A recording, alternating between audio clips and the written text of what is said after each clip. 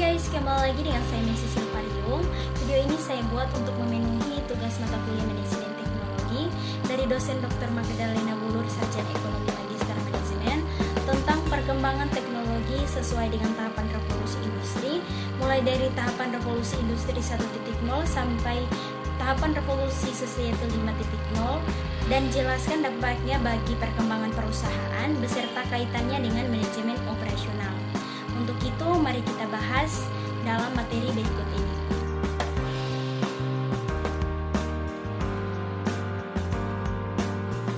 Revolusi industri adalah perubahan besar-besaran mengenai cara manusia dalam mengelola sumber daya untuk memproduksi barang dalam berbagai sektor bisnis sehingga berdampak pada kehidupan ekonomi, politik, bahkan sosial budaya. Era revolusi industri 1.0 yaitu mesin uap.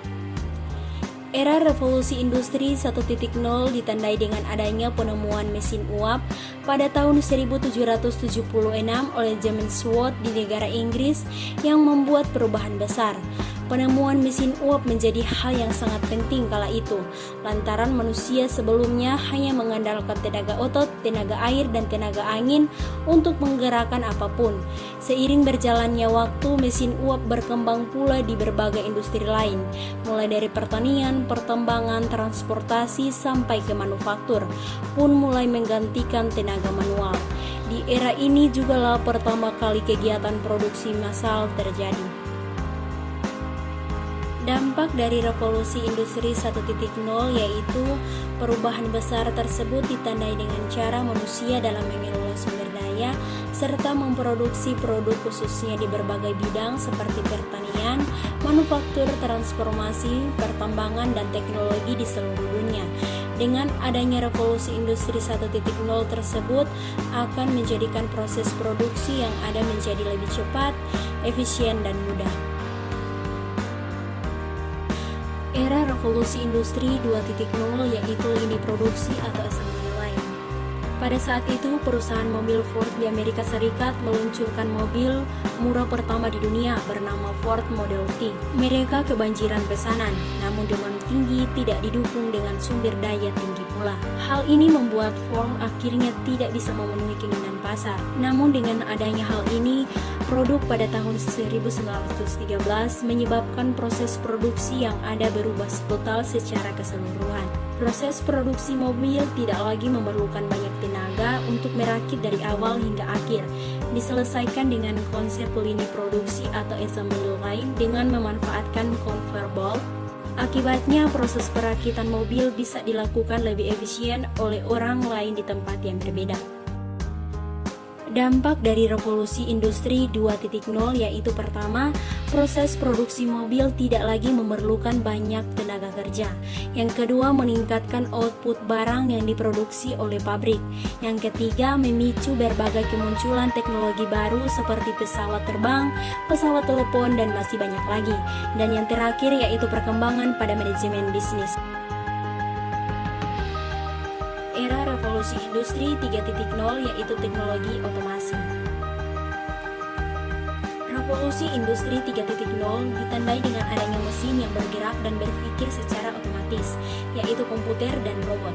Hal inilah yang membuat revolusi 3.0 memiliki nama lain yaitu revolusi digital. Pada bagian ini, peristiwa revolusi industri disebut perubahan karena lahirnya teknologi komputer, menandakan cikal bakal kemudahan kerja untuk manusia. Salah satu komputer pertama dikembangkan di era Perang Dunia II sebagai mesin untuk memecahkan kode buatan Nazi Jerman. Komputer ini menjadi komputer pertama yang bisa diprogramkan dan diberi nama Colossus. Penggunaan teknologi pun menjadi sebuah solusi yang tepat, sehingga produksi dalam jumlah yang besar dapat dilakukan secara otomatis, cepat, dan juga berkualitas. Dampak dari revolusi industri 3.0 yaitu dengan adanya revolusi industri 3.0 terjadinya perubahan pada pola relasi serta komunikasi yang terjadi pada masyarakat kontemporer. Berbagai bisnis yang ada harus beradaptasi, merubah cara kerjanya agar dapat menyesuaikan dengan keadaan yang ada dan tidak hilang tertelan karena adanya kemajuan zaman ini. Era revolusi industri 4.0 yaitu digital dan internet. Konsep Industri 4.0 pertama kali digunakan di publik dalam pameran industri Hannover Messe di kota Hannover, Jerman tahun 2011. Revolusi Industri 4.0 adalah teknologi seperti kecerdasan buatan, kendaraan otonom, dan internet saling mempengaruhi kehidupan manusia.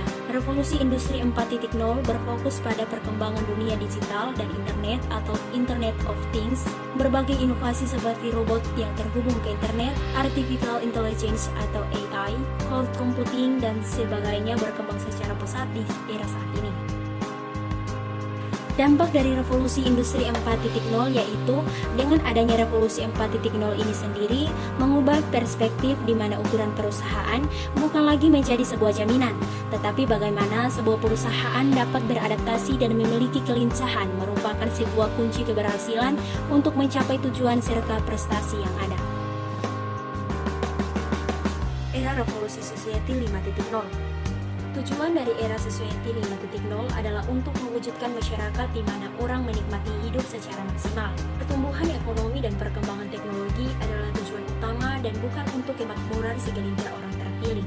Meskipun Society 5.0 adalah strategi pertumbuhan Jepang, namun hal ini tidak terbatas pada Jepang, karena tujuannya sama dengan Sustainable Development Goals atau SDG.